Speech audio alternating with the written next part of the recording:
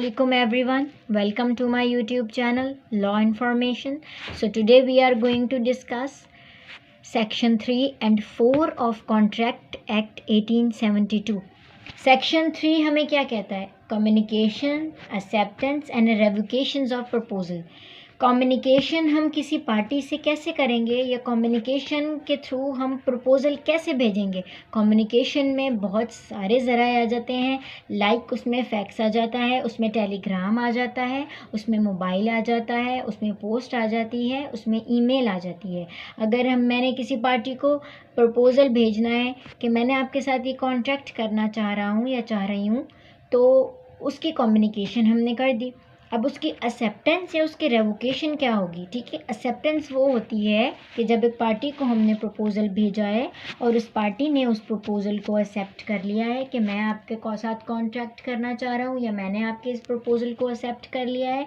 ठीक है, और उसकी रेवोकेशन क्या होती है? उसकी रेवोकेशन ये होती है कि अगर मैंने किसी पार्टी को प्रपोज़ल भेजा है कि मैं आपके साथ ये कॉन्ट्रैक्ट करना चाह रही हूँ या कॉन्ट्रैक्ट करना चाह रहा हूँ, ठीक है, तो उस पार्टी ने कह दिया कि मैं आपके साथ कॉन्ट्रैक्ट नहीं करना चाह रहा, उसने अपनी रेवोकेशन सेंड कर दी हमें उसी कम्युनिकेशन के थ्रू. तो यहाँ पे क्या हो गई? हमारे पास कम्युनिकेशन हो गई, एक्सेप्टेंस हो गई और क्या हो गई?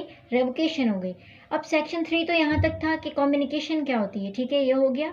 इसके बाद हम सेक्शन 4 पे आते हैं. तो सेक्शन 4 हमें ये कहता है कि हमने जो ज़राए मुवासलात यूज़ किया है उसकी कंप्लीशन कैसे होगी, वो कंप्लीट कैसे होगा. ठीक है, तो ये कंप्लीट कब होगा कि मैंने एक पार्टी को प्रपोज़ल भेजा कि मैं आपके साथ ये कॉन्ट्रैक्ट करना चाह रही हूँ. लाइक ए ने बी को कहा, बाय पोस्ट किया उसको लेटर में कि मैं आपको अपना हाउस सेल करना चाह रहा हूँ. ठीक है, एक सर्टेन प्राइस में, एक फ़िक्स प्राइस में, एक मखसूस, ठीक है, फ़िक्स प्राइस में मैं अपना घर जो है वो सेल करना चाह रहा हूँ.